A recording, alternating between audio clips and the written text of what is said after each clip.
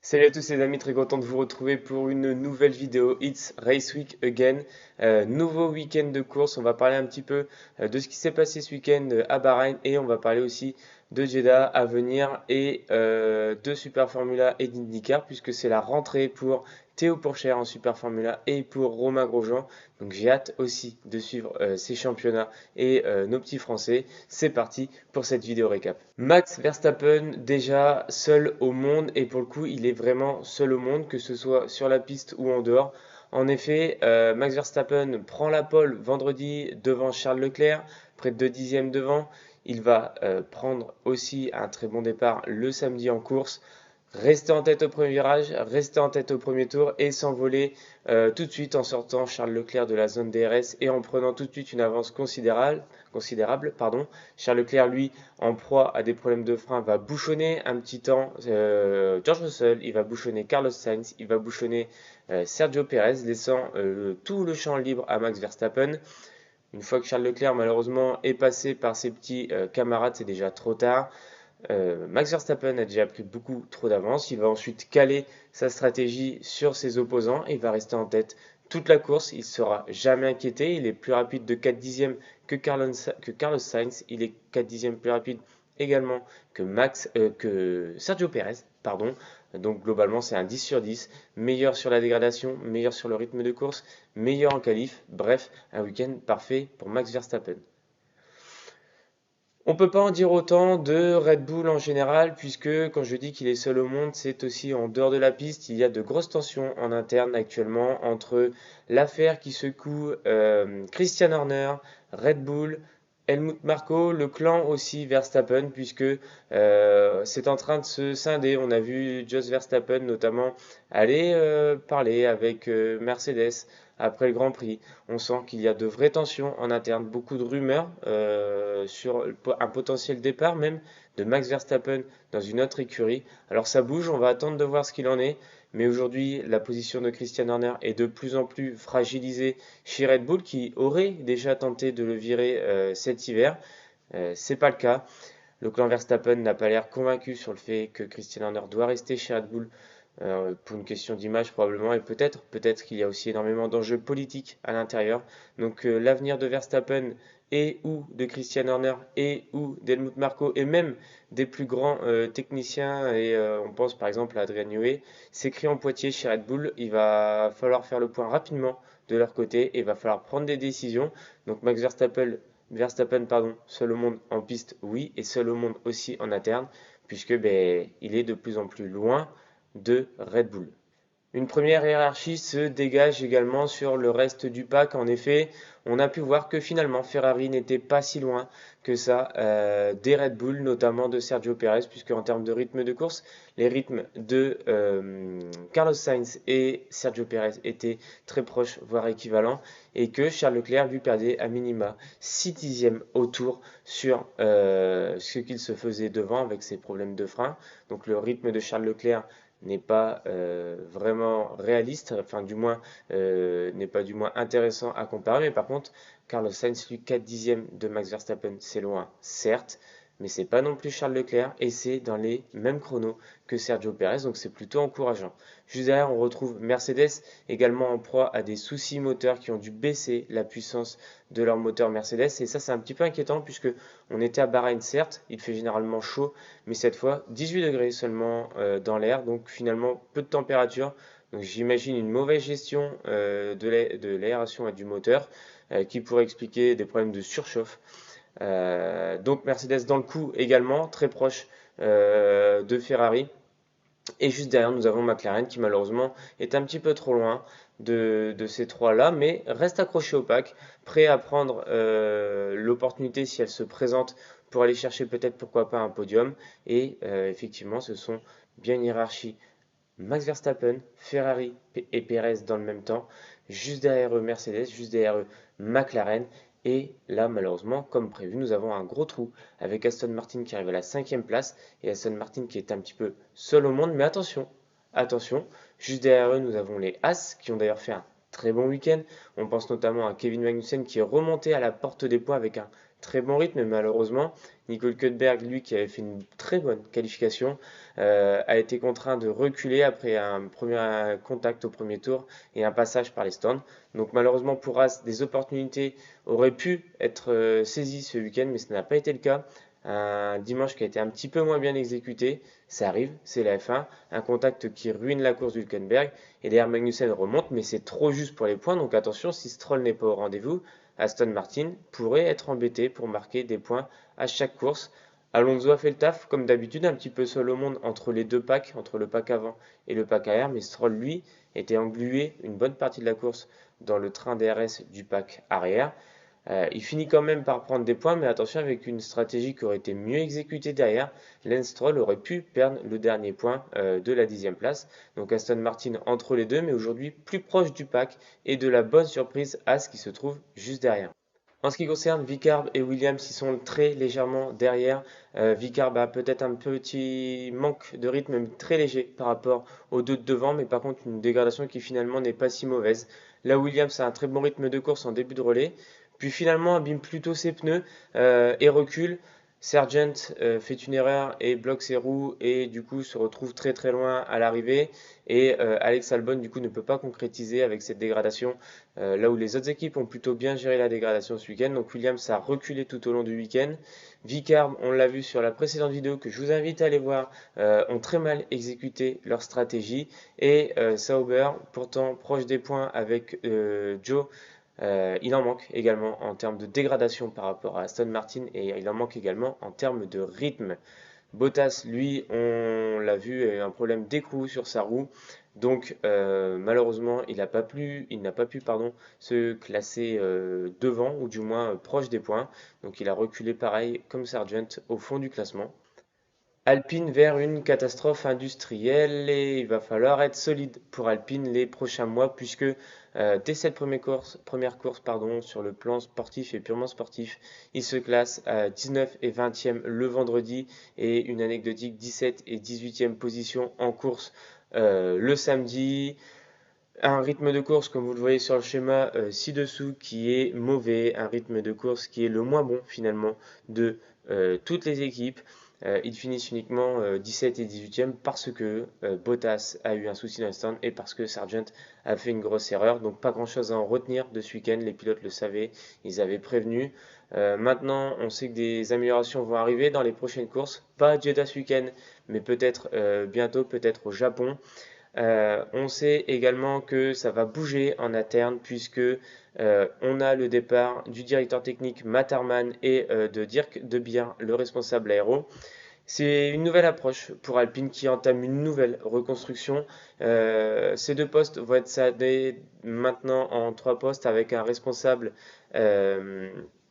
un responsable spécialisé sur la performance, un sur l'aéro et un sur l'ingénierie. En performance, c'est Pilbeam qui va s'y coller. Sur l'aéro, c'est Witter et Burnell pour la partie ingénierie. Donc trois nouveaux postes qui sont créés pour remplacer deux anciens postes.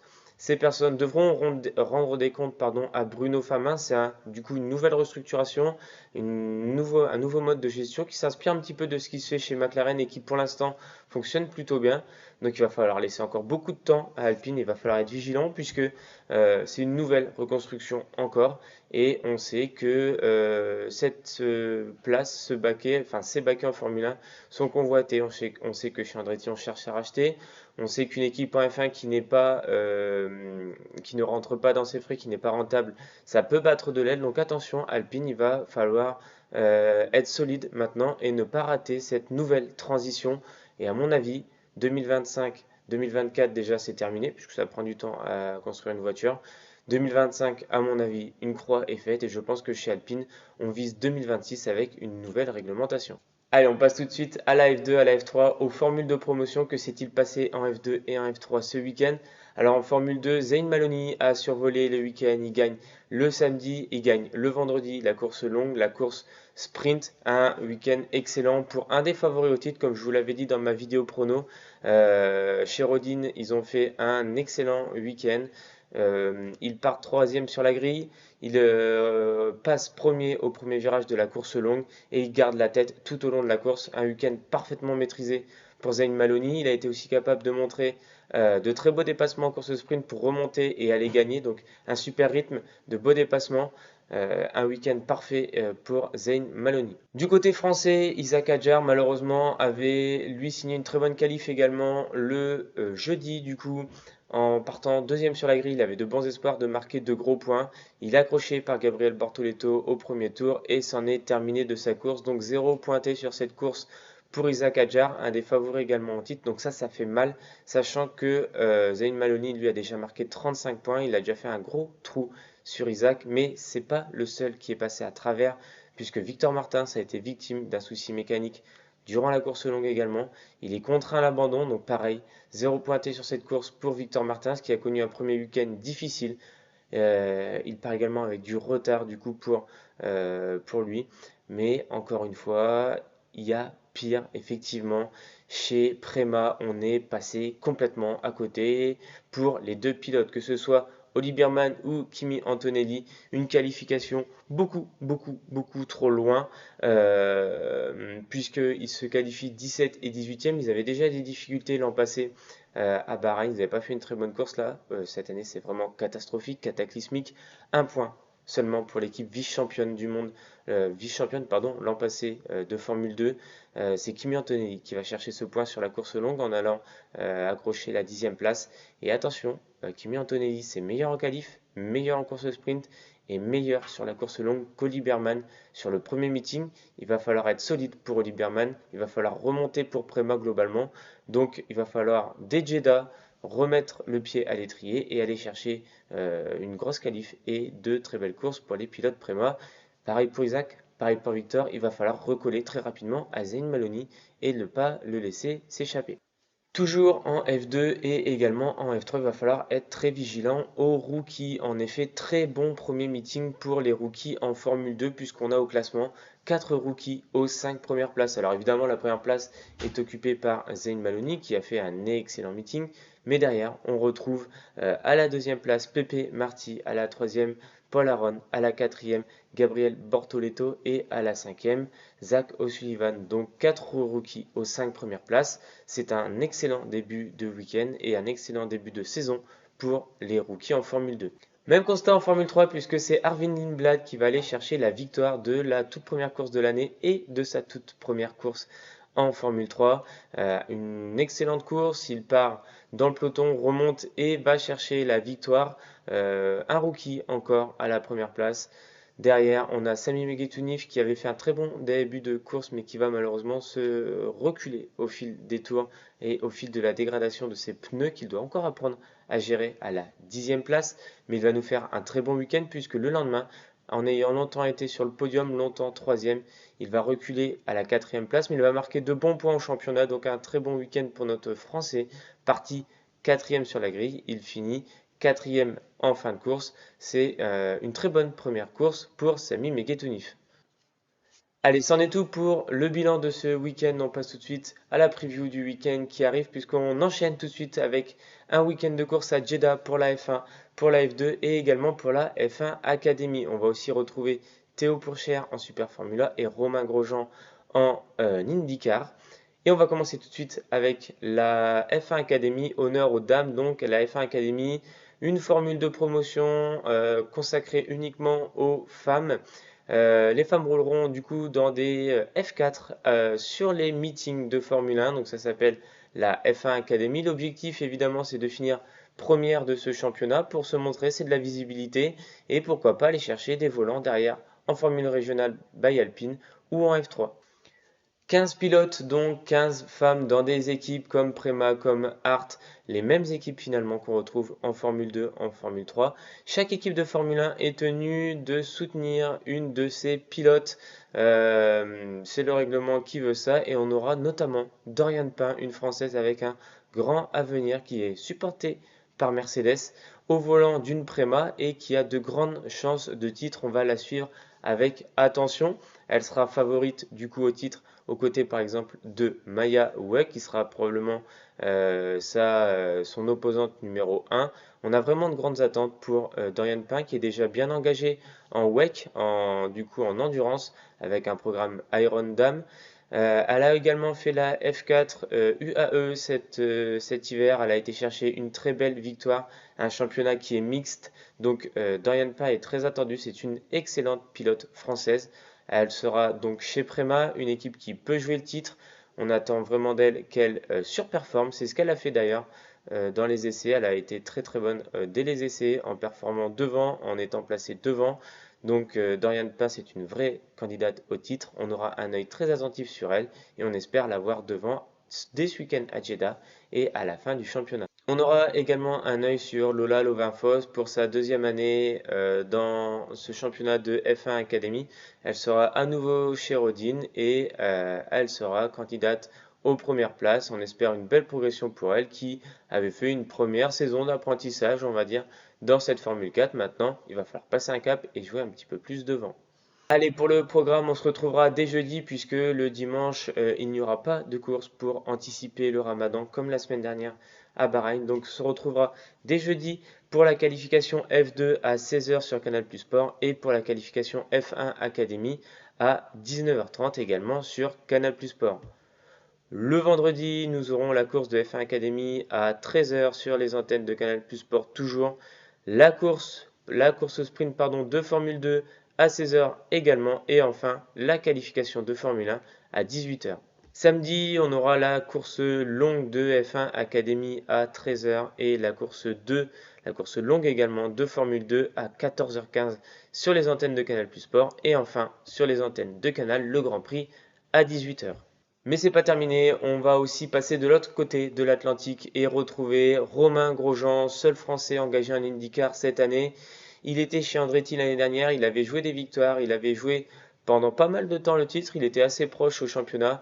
Malheureusement, ça s'est mal terminé chez Andretti, mais il continuera son aventure en IndyCar chez Juncos aux côtés de Canapino, donc une équipe bien plus petite, bien moins structurée que chez Andretti, qui est une très grosse équipe, mais Juncos, c'est une équipe qui est en progression, donc avec laquelle il va sûrement viser des top 10, des top 5 et pourquoi pas des podiums. Ce sera plus compliqué d'aller chercher le titre dans cette équipe, mais au moins, il a un baquet pour l'année prochaine et pour cette année en IndyCar, donc c'est entre guillemets le principal.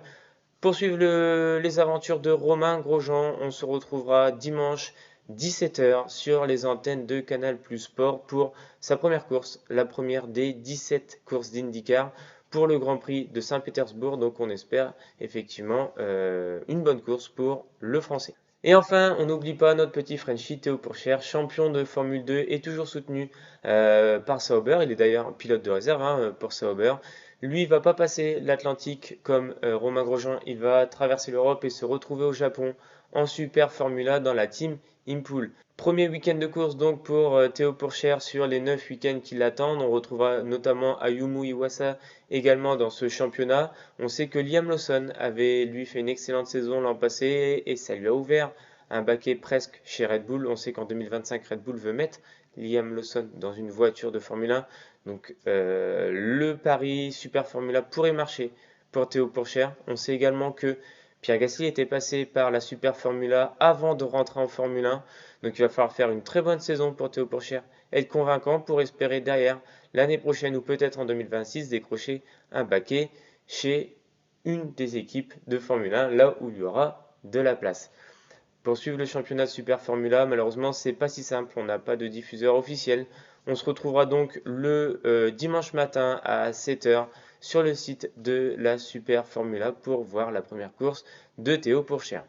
C'en est terminé pour cette vidéo récap et pour cette petite preview du week-end à venir. J'espère que cette vidéo vous aura plu et on se retrouvera à l'issue de ce week-end pour faire un petit débrief pour nos Français. À bientôt.